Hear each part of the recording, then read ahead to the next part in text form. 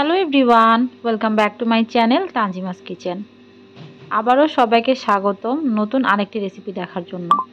আমার আজকের রেসিপি পাকিস্তানি স্টাইলে ডেগি আলু গোস্ত।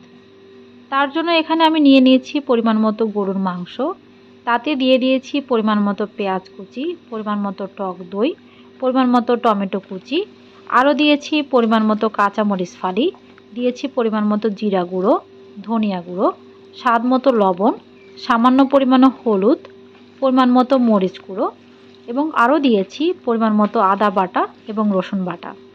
আরও দিয়েছি পরিমাণ মতো গরম মশলা গুঁড়ো। এখন সবগুলো মশলার সাথে আমি একসাথে মাংসটাকে ভালো করে মেখে ম্যারিনেশনের জন্য রেখে দিব প্রায় 1 ঘন্টা। এখন অন্য একটি পাত্রে পরিমাণ মতো সয়াবিন তেল দিয়ে তাতে আমি দিয়ে দিয়েছি আস্ত জিরা ও আস্ত গরম মশলা। কিছুক্ষণ ভেজে আমি দিয়ে দিব পরিমাণ মতো পেঁয়াজ কুচি। মিডিয়াম ফ্লেমে পেঁয়াজগুলোকে ভালো করে হালকা বাদামি করে ভেজে নিতে হবে। পেঁয়াজগুলো ভাজা হয়ে গেলে আমি দিয়ে দিব ম্যারিনেশন করে রাখা মাংসগুলো।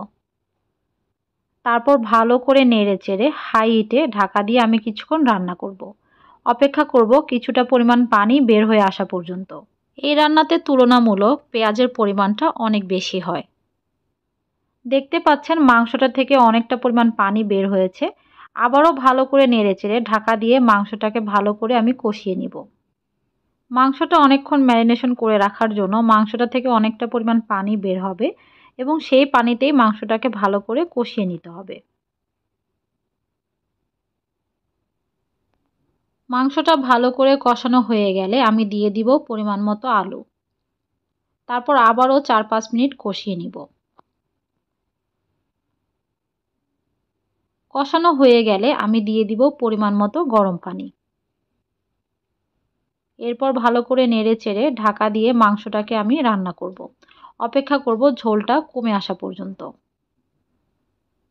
রান্নাটা হয়ে গেলে অনেকটা পরিমাণ ধনিয়া পাতা কুচি আমি উপর থেকে দিয়ে দিব।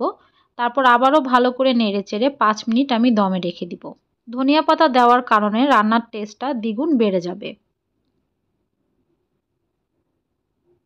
হয়ে গেল আমার মজাদার ডেগি আলু গোস্ত।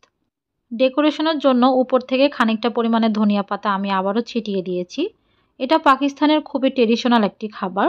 পাকিস্তানে সাধারণত এই তরকারিটার সাথে তারা রুটি দিয়ে খায়, তবে আমরা বাঙালিরা চাইলে ভাত, পোলাও কিংবা খিচুড়ি যে কোনো কিছুর সাথেই পরিবেশন করতে পারি। আমার আজকের রেসিপিটি ভালো লেগে থাকলে please subscribe my channel, like, comment and share. আবারও অন্য একটি রেসিপি নিয়ে হাজির হব। আজকে এ পর্যন্তই। আল্লাহ হাফিজ।